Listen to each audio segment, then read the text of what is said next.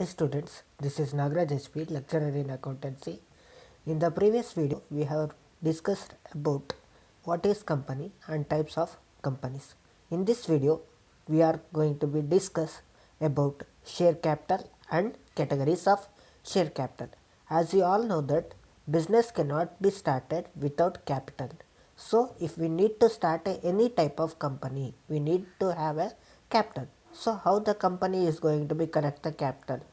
So the company is going to be collect the capital through the forms of share, that is share capital. Okay, whether it is equity share capital or it may be the preference share capital. ಯಾವುದೇ company ನಾವು start ಮಾಡಬೇಕು ಅಂದರೆ ಅದಕ್ಕೆ ಬಂಡವಾಳ ಬೇಕು. ಆ ಬಂಡವಾಳನ ಕ್ಯಾಪಿಟಲ್ನ ಹೇಗೆ ಕಲೆಕ್ಟ್ ಮಾಡ್ತಾರೆ ಅಂದರೆ ಒಂದು ಪಬ್ಲಿಕ್ಕಿಗೆ ಶೇರ್ಸನ್ನು ಆಫರ್ ಮಾಡ್ತಾರೆ. ಪಬ್ಲಿಕ್ಕಿಗೆ ಶೇರ್ಸ್ಗಳನ್ನು ಕೊಡೋದ್ರ ಮುಖಾಂತರ ಆ ಶೇರ್ ಅಪ್ಲಿಕೇಶನ್ನ ಯಾವುದೇ ಒಬ್ಬ ಪಬ್ಲಿಕ್ಕು ಪರ್ಚೇಸ್ ಮಾಡೋದ್ರಿಂದ ಆ ಬಂದಿರೋದನ್ನ ದುಡ್ಡನ್ನು ಕಲೆಕ್ಟ್ ಮಾಡಿ ಬಿಸ್ನೆಸ್ನ ಸ್ಟಾರ್ಟ್ ಮಾಡ್ತಾರೆ. ಸೊ ಶೇರ್ಸನ್ನು ನಾವು 2 ಕ್ಯಾಟಗರೀಸ್ ಆಗಿ ನಾವು ಡಿವೈಡ್ ಮಾಡ್ತೀವಿ. ಒಂದು ಈಕ್ವಿಟಿ ಶೇರು ಮತ್ತು ಇನ್ನೊಂದು ಪ್ರಿಫರೆನ್ಸ್ ಶೇರ್ಸ್. ಆ ಈಕ್ವಿಟಿ ಶೇರ್ಸು ಮತ್ತು ಪ್ರಿಫರೆನ್ಸ್ ಶೇರ್ಸನ್ನು ನಾವು ಪಬ್ಲಿಕ್ಕಿಗೆ ಆಫರ್ ಮಾಡಿ ಅದರಿಂದ ಬಂದಿರೋ ದುಡ್ಡನ್ನು ನಾವೇನು ಮಾಡ್ತೀವಿ, ಕಂಪನಿಗೆ ಯೂಸ್ ಮಾಡ್ತೀವಿ. ಅದನ್ನು ನಾವೇನಂತ ಕರಿತೀವಿ, ಶೇರ್ ಕ್ಯಾಪಿಟಲ್ ಅಂತ ಕರಿತೀವಿ. So before going to be the what exactly the share capital, we are going to be know how the companies are going to be issue the shares and what type of shares we are going to be have. You are all know that in the first year business studies, isn't it? So in that business studies only you are going to be know what exactly the shares and types of shares. But we are going to be discuss just what exactly the share capital and categories of share capital. So let us know what exactly the share capital. The capital collected by the company through the forms of shares from the shareholders is known as share capital. Company capital through the forms of shares, whether it is equity shares or it may be the preference shares. By the equity shares and preference shares, the company is going to be collect the money from the general public. That type of capital we are going to be called as share capital. Say for example, if the company is going to be issue the new shares or new issue, that is IPO. IPO stands for initial public offering. ಅಂದರೆ ಯಾವುದೇ ಒಂದು company ಹೊಸದಾಗಿ ಶೇರ್ಸ್ಗಳನ್ನು ಯಾವುದಾದ್ರೂ ಒಂದು ಪಬ್ಲಿಕ್ಕಿಗೆ ಅವರು offer ಕೊಡ್ತಾ ಇದ್ದಾರೆ ಅಂದರೆ ಅದನ್ನು ನ್ಯೂ ಇಶ್ಯೂ ಅಂತ ಕರಿತೀವಿ. ಆ ನ್ಯೂ ಇಶ್ಯೂನ ನಾವು IPOs ಅಂತ ಕರಿತೀವಿ, ಇನಿಷಿಯಲ್ ಪಬ್ಲಿಕ್ ಆಫರಿಂಗ್ ಅಂತ ಕರಿತೀವಿ. ಆ IPOsನ ಇಶ್ಯೂ ಮಾಡಬೇಕಾದ್ರೆ ಕಂಪನಿ ತನ್ನ ಒಂದು ಪ್ರಾಸ್ಪೆಕ್ಟಸ್ಸು ಮತ್ತು ಕಂಪನಿಯ ಒಂದು ಶೇರ್ ಅಪ್ಲಿಕೇಶನನ್ನು ಜನರಲ್ ಪಬ್ಲಿಕ್ಕಿಗೆ ಆಫರ್ ಮಾಡ್ತಾರೆ. ಅದನ್ನು ನಾವೇನಂತ ಕರಿತೀವಿ, ನ್ಯೂ ಇಶ್ಯೂ ಆಫ್ ಶೇರ್ಸ್ ಅಂತ ಕರಿತೀವಿ. ಇಲ್ಲಿ ಒಂದು ನೀವು ಗಮನ ಕೊಡಬೇಕಾಗಿರೋದೇನು ಅಂದರೆ, whether the company is going to be issue the application along with the prospectus to the general public, only the public company are going to be issue the share application along with that prospectus to the general public, not the private company. Private companies are going to be restriction to issue the prospectus or it may be the share application to the public. Why? Because according to the company's law, the public company only have the rights to issue the share application and the prospectus to the general public. Private companies are going to be strictly prohibited to issue the share application and prospectus to the general public.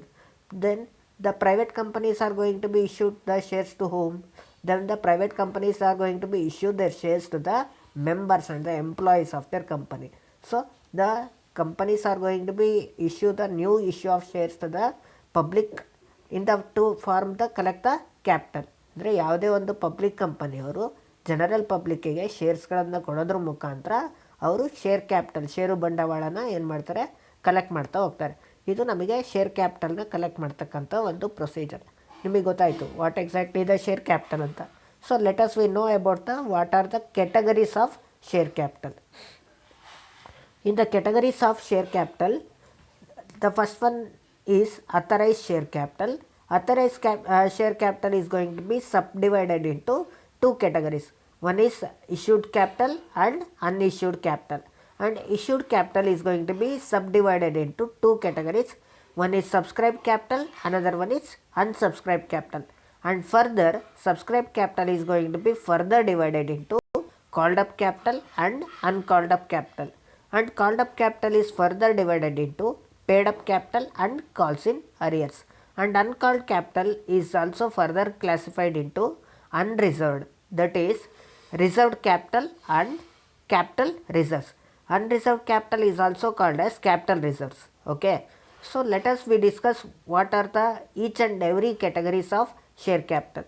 ಅಂದರೆ authorise capital ಅಂದರೆ ಏನು, issued capital ಅಂದರೆ ಏನು, ಅನ್ಇಶ್ಯೂಡ್ capital ಅಂದರೆ ಏನು, subscribe capital ಅಂದ್ರೇನು, unsubscribe capital ಅಂದ್ರೇನು, called up capital ಅಂದ್ರೇನು, ಅನ್ಕಾಲ್ಡ್ ಕ್ಯಾಪಿಟಲ್ ಅಂದ್ರೇನು, ಪೇಡ್ ಅಪ್ ಕ್ಯಾಪಿಟಲ್ ಅಂದ್ರೇನು, ಕಾಲ್ಸ್ ಇನ್ ಅರಿಯರ್ಸ್ ಅಂದ್ರೇನು, ಅನ್ರಿಸರ್ವ್ಡ್ ಕ್ಯಾಪಿಟಲ್ ಅಂದ್ರೇನು, ರಿಸರ್ವ್ಡ್ ಕ್ಯಾಪಿಟಲ್ ಅಂದರೆ ಏನು ಅಂತ ನಾವು ಈಚ್ ಆ್ಯಂಡ್ ಎವ್ರಿ ಆಸ್ಪೆಕ್ಟನ್ನು ನಾವು ಈಗ ಡಿಸ್ಕಸ್ ಮಾಡೋಣಂತೆ.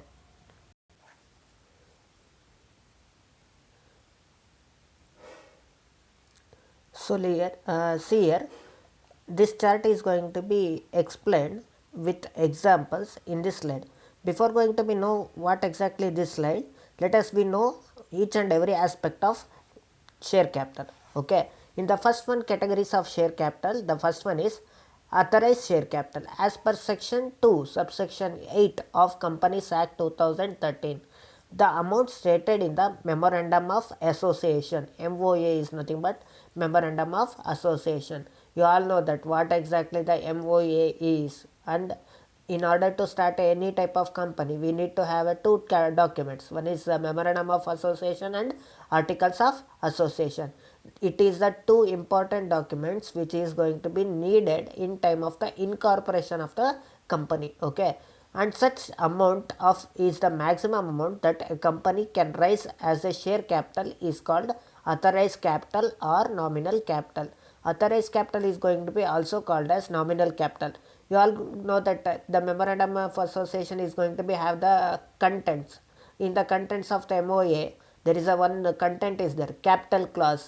ಕ್ಯಾಪಿಟಲ್ ಕ್ಲಾಸ್ ಅಲ್ಲಿ ನಾವೇನು ಮಾಡಬೇಕಾಗುತ್ತೆ, ನಾವು ಕ್ಯಾಪಿಟಲ್ನ ನಾವು ಬರಿಬೇಕಾಗುತ್ತೆ. Suppose it is a document which is going to be submitted to the registrars of the company. MOA ಮತ್ತು AOA ನಾವು ಕಂಪನಿನ ರಿಜಿಸ್ಟರ್ ಮಾಡಿಸ್ಕೋಬೇಕು ಅಂದರೆ ಆ ಎರಡೂ ಡಾಕ್ಯುಮೆಂಟನ್ನು ರಿಜಿಸ್ಟ್ರಾರ್ಸ್ಗೆ ನಾವು ಸಬ್ಮಿಟ್ ಮಾಡಬೇಕಾಗುತ್ತೆ. ಆ ರಿಜಿಸ್ಟರ್ಸ್ಗೆ ಸಬ್ಮಿಟ್ ಮಾಡಬೇಕು ಅಂದರೆ ಕ್ಯಾಪಿಟಲ್ ಕ್ಲಾಸಲ್ಲಿ ನಾವು ಕ್ಯಾಪಿಟಲ್ನ ಮೆನ್ಷನ್ ಮಾಡಬೇಕು. ಅಂದರೆ ನಾವು ಕಂಪನಿನ ಪರ್ಪೋಸು ಮತ್ತು ಕಂಪನಿನ ನಾವು ಎಷ್ಟು ಡ್ಯೂರೇಷನ್ನ ನಾವು ಸ್ಟಾರ್ಟ್ ಮಾಡ್ತಾಯಿದ್ದೀವಿ ಮತ್ತು ಕಂಪನಿಗೆ ಎಷ್ಟು ಕ್ಯಾಪಿಟಲ್ ರಿಕ್ವೈರ್ಮೆಂಟ್ ಇದೆ, ಆ ಎಲ್ಲ ಡೀಟೇಲ್ಸು MOA ಕಂಟೆಂಟ್ಸಲ್ಲಿ ನಾವೇನು ಮಾಡಬೇಕಾಗುತ್ತೆ, ರೆಕಾರ್ಡ್ ಮಾಡಬೇಕಾಗುತ್ತೆ. ಆ ರೆಕಾರ್ಡ್ ಮಾಡಿರ್ತಕ್ಕಂಥ ಡಾಕ್ಯುಮೆಂಟನ್ನು ನಾವು ರಿಜಿಸ್ಟರ್ಸ್ಗೆ ಕೊಡ್ತೀವಿ. ಆ MOAಯಲ್ಲಿರ್ತಕ್ಕಂಥ ಕ್ಯಾಪಿಟಲ್ ಕ್ಲಾಸಲ್ಲಿ ನಾವೆಷ್ಟು ಕ್ಯಾಪಿಟಲ್, ಸಪೋಸ್ ನಾವು 10 lakh ಅಂತ ನಾವೇನಾದರೂ ಮೆನ್ಷನ್ ಮಾಡಿದರೆ ಆ 10 lakh ಅಷ್ಟು ಕ್ಯಾಪಿಟಲ್ನ ನಾವು ಶೇರ್ಸ್ ಮುಖಾಂತರ ಕಲೆಕ್ಟ್ ಮಾಡ್ಬೋದು. ಅಪಾರ್ಟ್ ಫ್ರಮ್ ದಟ್ ಅಂದರೆ 10 ಲಕ್ಷಕ್ಕಿಂತ ನಾವು ಜಾಸ್ತಿ ನಾವು 1 ರೂಪಾಯಿನೂ ನಾವು ಕಲೆಕ್ಟ್ ಮಾಡಲಿಕ್ಕೆ ನಮಗೆ ಅವಕಾಶ ಇರಲ್ಲ. ಅಂದರೆ ಅದನ್ನು ಮತ್ತೆ ಲೀಗಲ್ ಪ್ರೊಸೀಜರ್ಸ್ ಪ್ರಕಾರ ನಾವು ಅದನ್ನು ಆಲ್ಟ್ರೇಷನ್ಸ್ ಮಾಡಿಕೊಂಡು we can make the extra issue of the shares. But ನಾವು ಒಂದು ಸತಿ ನಾವು ಕಂಪನಿ ಕ್ಲಾಸಲ್ಲಿ ನಾವೇನಾದರೂ MOAಯಲ್ಲಿ ನಾವು 10 lakh ಅಂತ ಮೆನ್ಷನ್ ಮಾಡಿದ್ದೀವಿ ಅಂದರೆ ಆ 10 lakh ಒಳಗಡೆ ನಾವೇನು ಮಾಡಬೇಕಾಗುತ್ತೆ, ಶೇರ್ಸನ್ನು ಇಶ್ಯೂ ಮಾಡಬೇಕಾಗುತ್ತೆ. So for example 1 lakh shares at ₹10 each ಅಂದರೆ ಅಥರೈಸ್ ಕ್ಯಾಪಿಟಲ್ಲು ನಮಗೆ 10 lakh ಇದ್ದಾಗ ನಾವು ಎಷ್ಟು ಶೇರ್ಸನ್ನು ನಾವು ಎಲಿಜಿಬಲ್ ಇರುತ್ತೆ ನಮಗೆ ಇಶ್ಯೂ ಮಾಡಲಿಕ್ಕೆ ಅಂದರೆ 1 lakh. ಇವಾಗ ನಾವು ಒಂದು ಶೇರಿಗೆ 10 ರೂಪಾಯಿ ಅಂತ ನಾವು ಫಿಕ್ಸ್ ಮಾಡಿರ್ತೀವಿ ಅಂತ ಅಂದ್ಕೊಳ್ಳಿ. ಆ ಒಂದು ಶೇರಿಗೆ 10 rupees ಅಂತ ಫಿಕ್ಸ್ ಮಾಡಿದ ಮೇಲೆ ನಾವು ಎಷ್ಟು ಶೇರ್ಸನ್ನು ನಾವು ಮ್ಯಾಕ್ಸಿಮಮ್ ಇಶ್ಯೂ ಮಾಡ್ಬೋದು ಅಂದರೆ 1 lakh ಶೇರ್ಸ್. ಅದನ್ನು ನಾವೇನಂತ ಕರಿತೀವಿ, ಅಥರೈಸ್ ಕ್ಯಾಪಿಟಲ್ ಅಂತ ಕರಿತೀವಿ. So the next one categories is issued capital. As per section 2 subsection 50 of the Companies Act 2013. It is a part of the nominal or authorized capital which is issued from time to time for subscription. Therefore, the amount of issued capital cannot exceed the company's authorized capital. As we all know that the authorized capital is a maximum number of shares which is going to be, the companies is going to be have the limits in the case of the MOA. Suppose ಇಲ್ಲಿ ನೋಡಿ 1 ಲಕ್ಷ ಶೇರ್ಸನ್ನು ನಮಗೆ issue ಮಾಡೋ ತನಕ ನಮಗೆ permission ಇದೆ. But ನಾವು 1 ಲಕ್ಷದಲ್ಲಿ 1 ಲಕ್ಷ ಶೇರ್ಸನ್ನು ನಾವು issue ಮಾಡಲ್ಲ. ಬದಲಾಗಿ below that, say for example here we are going to be issue the 60,000 shares at ₹10 each. ಅಂದರೆ 60,000 ಶೇರ್ಸನ್ನು ಒಂದು ಶೇರಿಗೆ 10 ರೂಪಾಯಿಗೆ ನಾವು ಇಶ್ಯೂ ಮಾಡ್ಬೋದು. ಸೊ ಆವಾಗ ನಮಗೆ ಎಷ್ಟು ಕ್ಯಾಪಿಟಲ್ ಕಲೆಕ್ಟ್ ಆಗುತ್ತೆ, 6 lakh. ನಮಗೆ ಮ್ಯಾಕ್ಸಿಮಮ್ ಅಮೌಂಟ್ ಆಫ್ ಕ್ಯಾಪಿಟಲ್ ಇರೋದು 10 lakh. But in the maximum amount of 10 lakh, we are going to be collect only the 6 lakh. The remaining 40,000 shares, 60,000 is issued shares and remaining 40,000 is ಅನ್ಇಶ್ಯೂಡ್ shares ಅಂತ ಕರಿತೀವಿ. ಏನಂತ ಕರಿತೀವಿ? ಅನ್ಇಶ್ಯೂಡ್. 1,00,000ದಲ್ಲಿ ನಾವು 60,000 ಶೇರ್ಸನ್ನು ಮಾತ್ರ ನಾವು issue ಮಾಡಿರೋದು. 60,000 ಶೇರ್ಸನ್ನು issue ಮಾಡಿದ್ದೀವಿ ಅಂದರೆ ಆ 60,000 ಶೇರ್ಸನ್ನು ಇಶ್ಯೂಡ್ ಶೇರ್ಸ್ ಅಂತ ಕರಿತೀವಿ. ಇನ್ನು ರಿಮೈನಿಂಗ್ 40,000 ಶೇರ್ಸ್ ಏನಿದೆಯಲ್ಲ ಅದನ್ನು ಅನ್ಇಶ್ಯೂಡ್ ಅಂತ ಕರಿತೀವಿ. ಸೊ 60,000 ಶೇರ್ಸನ್ನು ನಾವು ಇಶ್ಯೂ ಮಾಡಿ ಒಂದು ಶೇರಿಗೆ 10 ರೂಪಾಯಿ ಹಂಗೆ ನಮಗೆ ಎಷ್ಟು ಕ್ಯಾಪಿಟಲ್ ಕಲೆಕ್ಟ್ ಆಗುತ್ತೆ? 6 lakh. And remaining 4 lakh is capital. Okay, so the next, before going to be know the next one, let us we know the previous slide, as we all know that this slide is going to be have the certain explanations. Okay, see here.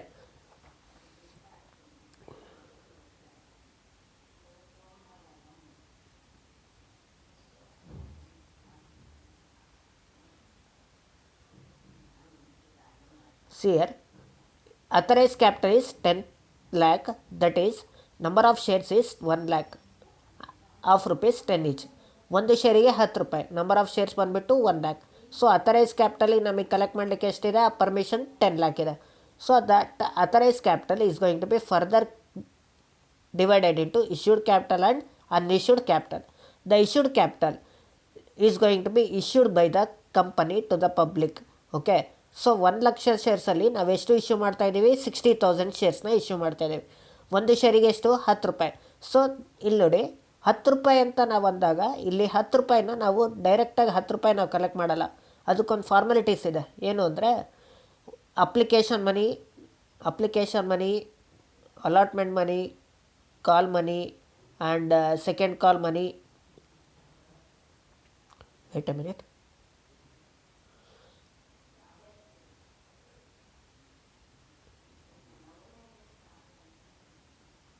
application money, allotment money, first call money, second call money and final call money. So the 10 rupees is going to be divided into 5 categories. That is application money 2 rupees, allotment money 2 rupees, that is 4, and first call money rupees 2, that is 6, second call money rupees 2, that is 8, and final call money is rupees 2, that is 10. Okay, by this process we are going to be collect the 10 rupees from the general public. Wait a minute. So the issued capital is 60,000 shares and the unissued is 40,000. Here the companies is going to be issue the shares for 10 each. ಅಂದರೆ ಒಂದು ಶೇರಿಗೆ ಏನಾದರೂ 10 ರೂಪಾಯಿ ಇತ್ತು ಅಂದರೆ 10 ರೂಪಾಯಿನ ಡೈರೆಕ್ಟಾಗಿ ಇಸ್ಕೊಳಲ್ಲ. ಆ 10 ರೂಪಾಯಿನ ಹೇಗೆ ಇಸ್ಕೊತಾರೆ ಅಂದರೆ ಅಪ್ಲಿಕೇಶನ್ ದುಡ್ಡು 2 ರೂಪಾಯಿ, allotment 2 rupees, and first call money 2 rupees, and second call money 2 rupees, and final call money 2 rupees. In the issued capital they are going to be collect the application money. At the stage of issued capital they collect the application money 2 rupees. Okay, so this is the issued capital and unissued capital. ಇವಾಗ ನಿಮಗೆ ಅರ್ಥ ಆಯಿತು ಅನಿಸುತ್ತೆ. Authorized capital, it is a maximum number of capital which is going to be collected from the general public by the company. Okay, if they want to collect the 10 lakh rupees, they are going to be issue the 1 lakh shares at rupees 10 each. This 10 rupees is going to be consist of application, allotment, first call and second call and final call. So at the stage of the issued capital they are going to be collect the application money. Okay, they are going to be issue the 60,000 shares only. Okay, 60,000 ಶೇರ್ಸನ್ನು ಮಾತ್ರ offer ಮಾಡ್ತಾರೆ. ಅದನ್ನು ನಾವೇನಂತ ಕರಿತೀವಿ? Issued capital ಅಂತ ಕರಿತೀವಿ. 1 lakhಲ್ಲಿ 60,000 ಮಾತ್ರ issue ಮಾಡ್ತಾ ಇದ್ದಾರೆ ಅಂದರೆ ರಿಮೈನಿಂಗ್ 40,000 ಅದನ್ನು ನಾವೇನಂತ ಕರಿತೀವಿ? ಅನ್ಇಶ್ಯೂಡ್ ಕ್ಯಾಪಿಟಲ್ ಅಂತ ಕರಿತೀವಿ. ಏನಂತ ಕರಿತೀವಿ? Unissued. 60,000 is issued and 40,000 is unissued. Let us we know what exactly the subscribed capital and unsubscribed capital in the next slides. Okay, wait a minute. Okay, subscribed capital as defined by section 2 subsection 86 of Companies Act 2013, it is a part of issued capital. Issued capital, such part of the capital which is for the being subscribed by the members of a company. If the public subscribe all the shares, it will be equal to the issued capital. Subscribed capital is a part of the issued capital. Issued capital ನ ಒಂದು ಸಬ್ part ಇದು. ಯಾವುದು? Subscribe capital. ಇವಾಗ ನಾವು 60,000 ಶೇರ್ಸನ್ನು offer ಮಾಡಿದ್ದೀವಿ. ಆ 60,000 ಶೇರ್ಸನ್ನು general public ಅವರು ಎಲ್ಲರೂ, ಇವಾಗ ನಾನು 60,000 ಅಪ್ಲಿಕೇಶನ್ಸ್ನ ನಾನು ನಿಮಗೆ ಕೊಡ್ತಾ ಇದ್ದೀನಿ ಪಬ್ಲಿಕ್ಕಿಗೆ ಅಂದರೆ, ಆ 60,000 ಶೇರ್ಸನ್ನು ಎಲ್ಲ ಜನರಲ್ ಪಬ್ಲಿಕ್ಕು ಪರ್ಚೇಸ್ ಮಾಡ್ತಾರೆ. ಸರ್ಟೆನ್ ಪರ್ಸನ್ಸು ಪರ್ಚೇಸ್ ಮಾಡ್ಬೋದು, ಸರ್ಟೆನ್ ಪರ್ಸನ್ಸು ಪರ್ಚೇಸ್ ಮಾಡ್ದಲೇ ಇರ್ಬೋದು. In that case the subscription amount is to be collected by the company minimum 90%. Okay, see here in this slide, see here in the subscribe capital,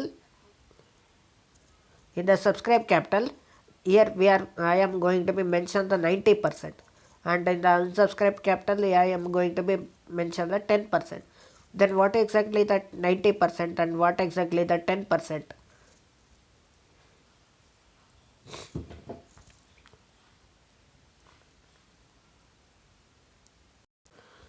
Here the 90% of the issued capital is to be subscribed by the general public. That is, among the 60,000 shares, the minimum number of 54,000 shares is to be subscribed by the general public.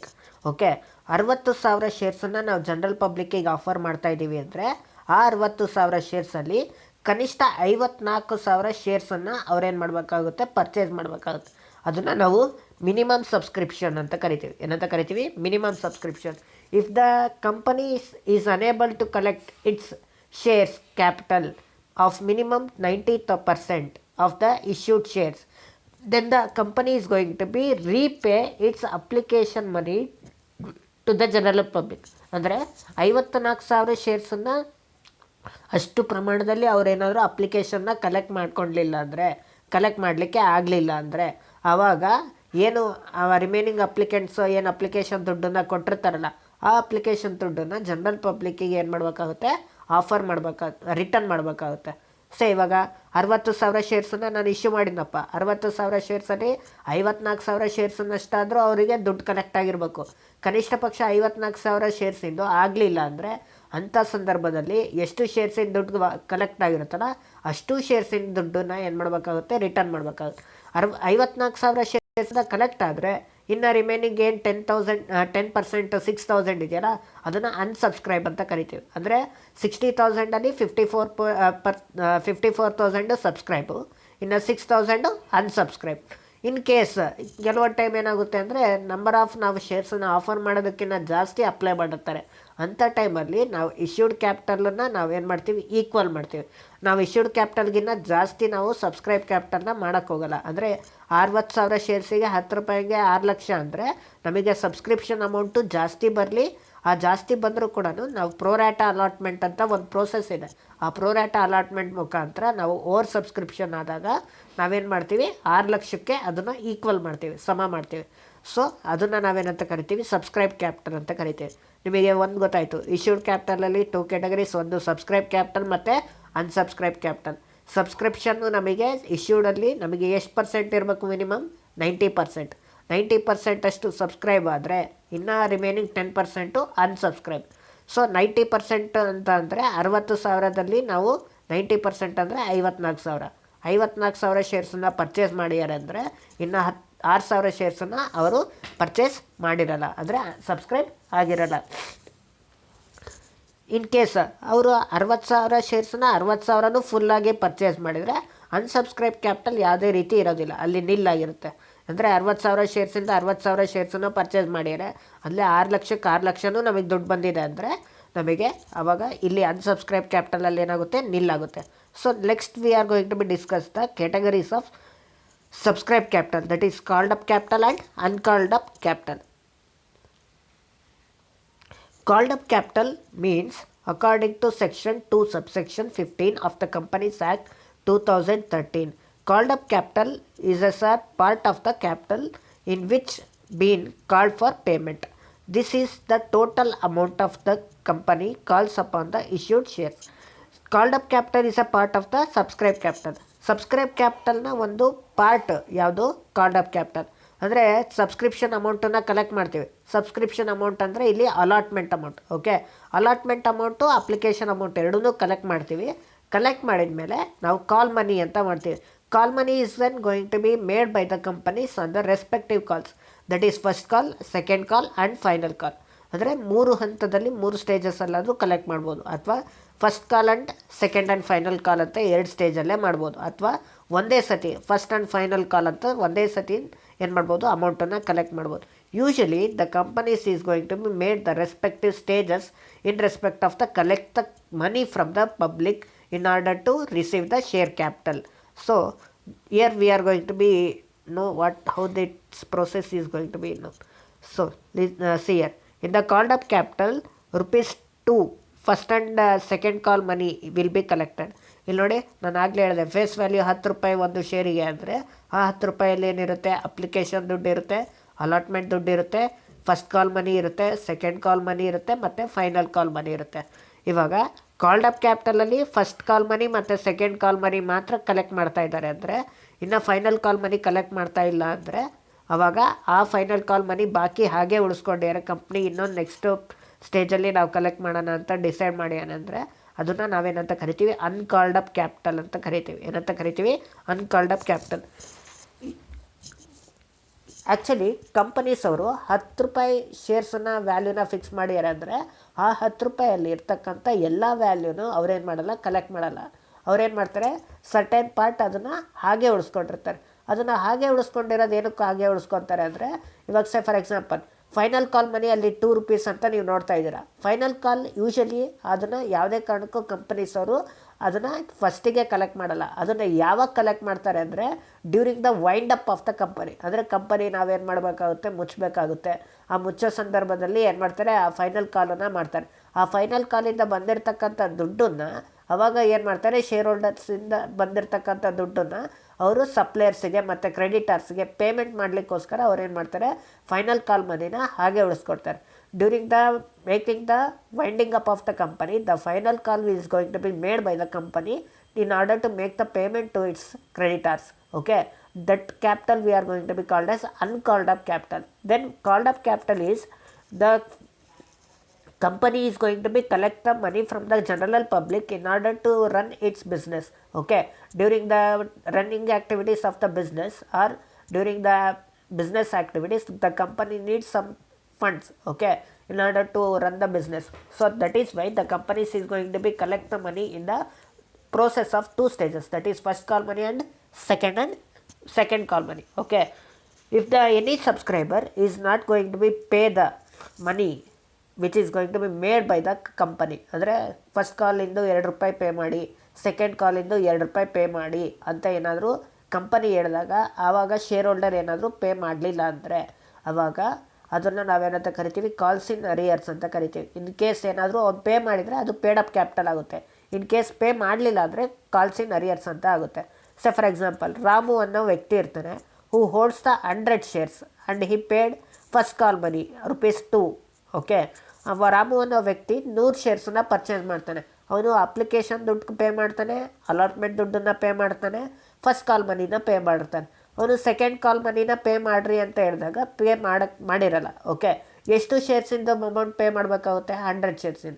100 ಶೇರ್ಸಿಂದ ಎಷ್ಟು ರೂಪಾಯಿ pay ಮಾಡಬೇಕು? 2 rupees. 2 rupees ಯಾವುದು? Second ಕಾಲ್. ಆ second ಕಾಲಿಂದ ಏನಾದರೂ ಅವ್ನು pay ಮಾಡಲಿಲ್ಲ ಅಂದರೆ ಅಂಥ ಒಂದು ಸೆಕೆಂಡ್ ಕಾಲಿಂದು 2 ರೂಪೀಸ್ 100 ಶೇರ್ಸಿಗೆ ಎಷ್ಟು ರೂಪಾಯಿ ಆಗುತ್ತೆ? 200 ರೂಪಾಯಿ. ಆ 200 ರೂಪಾಯಿನ ನಾವೇನಂತ ಕರಿತೀವಿ? ಕಾಲ್ಸ್ ಇನ್ ಅರಿಯರ್ಸ್ ಅಂತ ಕರಿತೀವಿ. ಏನಂತ ಕರಿತೀವಿ? ಕಾಲ್ಸ್ ಇನ್ ಅರಿಯರ್ಸ್. ಅದೇ ರಾಮು ಏನಾದರೂ ಫಸ್ಟ್ ಕಾಲು ಪೇ ಮಾಡಿ ಸೆಕೆಂಡ್ ಕಾಲು ಪೇ ಮಾಡಿದರೆ 100 ಶೇರ್ಸಿಗೆ ಅದನ್ನು ನಾವೇನಂತ ಕರಿತೀವಿ? ಪೇಡ್ ಅಪ್ ವ್ಯಾಲ್ಯೂ ಅಂತ ಕರಿತೀವಿ. ಏನಂತ ಕರಿತೀವಿ? Paid up value. In case paid up value ಅಲ್ಲಿ ಏನಾದರೂ ಬಾಕಿ ಉಳಿಸ್ಕೊಂಡ್ರೆ ಅದನ್ನು ನಾವೇನಂತ ಕರಿತೀವಿ? ಕಾಲ್ಸ್ ಇನ್ ಅರಿಯರ್ಸ್ ಅಂತ ಕರಿತೀವಿ. So see here it is paid up capital according to section 2 subsection 64 of the Companies Act 2013. Paid up share capital means the amount that shareholder has paid the company and received against amount called up in respect of the shares towards the share capital. If the any shareholders unable to make payment on the call money, then it is known as calls in arrears.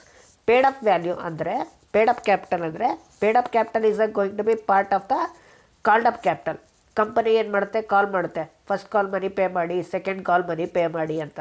ಅದೇ first call ಮನಿಗೆ pay ಮಾಡಿ, second call money pay ಮಾಡಿ ಅಂತ ಕಂಪನಿಗೆ ಕಾಲ್ ಮಾಡಿದಾಗ ಯಾವ ಒಬ್ಬ share holder ಆ ಕಾಲಿಗೆ ರೆಸ್ಪೆಕ್ಟಿವ್ ಆಗಿ ಅವನೇನಾದರೂ ಪೇಮೆಂಟನ್ನು ಮಾಡ್ತಾ ಇದ್ದಾನೆ ಅಂದರೆ, ಇನ್ ಕೇಸ್ ಆ ಶೇರ್ ಹೋಲ್ಡರ್ ಕಂಪ್ಲೀಟ್ ಕಾಲ್ ಮನಿನ ಪೇ ಮಾಡ್ಯಾನೆ ಅಂದರೆ ಅದು ಪೇಡ್ ಅಪ್ ವ್ಯಾಲ್ಯೂ ಆಗುತ್ತೆ. ಇನ್ ಕೇಸ್ ಅದೇ ಶೇರ್ ಹೋಲ್ಡರು ಸರ್ಟೆನ್ ಪಾರ್ಟನ್ನು ಪೇ ಮಾಡಿ ಇನ್ನು ಸರ್ಟೆನ್ ಪಾರ್ಟನ್ನು ಹಾಗೆ ಉಳಿಸ್ಕೊಂಡ್ರೆ, ಆ ಹಾಗೆ ಉಳಿಸ್ಕೊಂಡಿರೋದು ಅಂದರೆ ಬಾಕಿ ಇರ್ತಕ್ಕಂಥ ಡ್ಯೂ ಅಮೌಂಟ್, ಡ್ಯೂ ಶೇರ್ಸಿನ ವ್ಯಾಲ್ಯೂ ಏನಿರುತ್ತಲ್ಲ ಅದನ್ನು ಕಾಲ್ಸ್ ಇನ್ ಅರಿಯರ್ಸ್ ಅಂತ ಕರಿತೀವಿ, arrears. So this is about the paid up capital. And next one is uncalled capital. It is a portion of subscribed capital which has not been called up. Company may collect this amount at any time when it needs. Company ಏನು ಮಾಡುತ್ತೆ, ಯಾವಾಗ ಅದಕ್ಕೆ ಬೇಕಾಗಿರ್ತಕ್ಕಂಥ ಸಂದರ್ಭದಲ್ಲಿ necessary ಇರೋ ಟೈಮಲ್ಲಿ ಏನು ಮಾಡುತ್ತೆ, ಆ ಒಂದು ಅನ್ಕಾಲ್ಡ್ ಕ್ಯಾಪಿಟಲ್ನ ಕಾಲ್ ಮಾಡುತ್ತೆ. ಸೊ ಅನ್ನೆಸೆಸರಿ ಟೈಮಲ್ಲಿ ಮಾತ್ರ ಆ ಅನ್ಕಾಲ್ಡ್ ಕ್ಯಾಪಿಟಲ್ನ ಕಾಲ್ ಮಾಡಿ ಅದನ್ನು ನೆಸೆಸಿಟಿನ ನಾವು ಯೂಸ್ ಮಾಡುತ್ತೆ. Say for example in this slide we are going to be know what exactly the uncalled capital.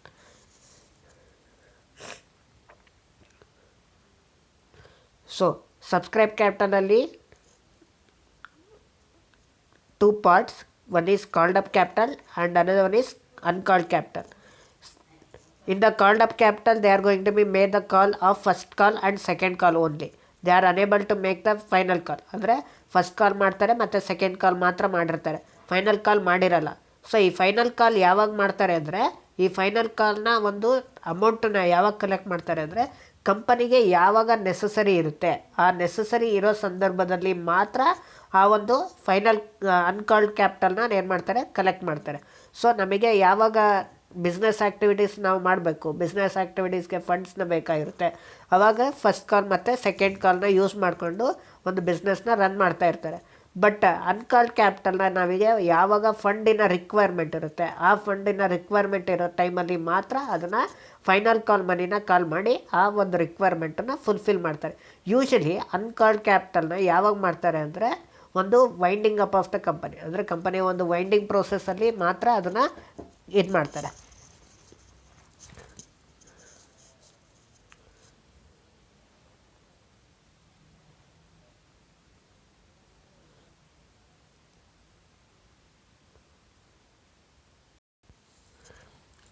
So the next one is reserve capital. It is a portion of uncalled share capital which shall not be capable of being called up except in the event and for the purpose of the wound up of the company. Reserve capital, it is a part of the uncalled capital. Reserve capital uncalled capital na ಒಂದು part. Okay, ಅದನ್ನು ಯಾವಾಗ issue ಮಾಡ್ತಾರೆ ಅಂದರೆ, companies is going to be issued to the public for the making the payment of the winding up of the company. Okay, the companies ಅವರು ಏನು ಮಾಡ್ತಾರೆ, ಮಾತ್ರ ಆ ಒಂದು ರಿಸರ್ವ್ ಕ್ಯಾಪಿಟಲ್ನ ಯೂಸ್ ಮಾಡ್ತಾರೆ. ಅಂದರೆ ಶೇರ್ ಹೋಲ್ಡರ್ಸನ್ನ ಒಂದು ಅನ್ಕಾಲ್ಡ್ ಕ್ಯಾಪಿಟಲ್ನ ಯೂಸ್ ಮಾಡಿಕೊಂಡು ಒಂದು ಕ್ರೆಡಿಟರ್ಸ್ಗೆ ಮತ್ತು ಒಂದು ಸಪ್ಲೈಯರ್ಸ್ಗೆ ಪೇಮೆಂಟ್ ಮಾಡ್ತಾ ಹೋಗ್ತಾರೆ. ಅದನ್ನು ನಾವೇನಂತ ಕರಿತೀವಿ, ರಿಸರ್ವ್ ಕ್ಯಾಪಿಟಲ್ ಅಂತ ಕರಿತೀವಿ. Next one is capital reserves. Capital reserve is the reserve which is not freely distribution as a dividend, but it is a mandatory to create the capital reserve in the case of the capital profit earned by the company. Capital reserves ಅಂದರೆ, ನಾವು ಒಂದು ಕಂಪನಿಯವರು capital ಪ್ರಾಫಿಟನ್ನು ಏನಾದರೂ ಅಕ್ಕರಾದರೆ ಅಂದರೆ capital ಪ್ರಾಫಿಟನ್ನು ಅವರೇನಾದರೂ ಗಳಿಸಿದರೆ, ಆ ಕ್ಯಾಪಿಟಲಿಂದ ಬಂದಿರತಕ್ಕಂಥ ಲಾಭದ ಒಂದು ಭಾಗನ ನಾವೇನು ಮಾಡ್ತೀವಿ, ರಿಸರ್ವ್ಸ್ ಆಗಿ ಕ್ರಿಯೇಟ್ ಮಾಡ್ತೀವಿ.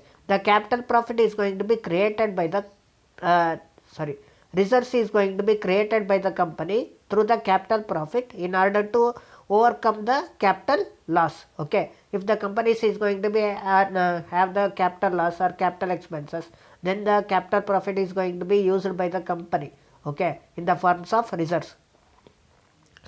So this is all about the categories of share capital. So in this next class we are going to be discuss about the what is shares and types of shares. Thank you.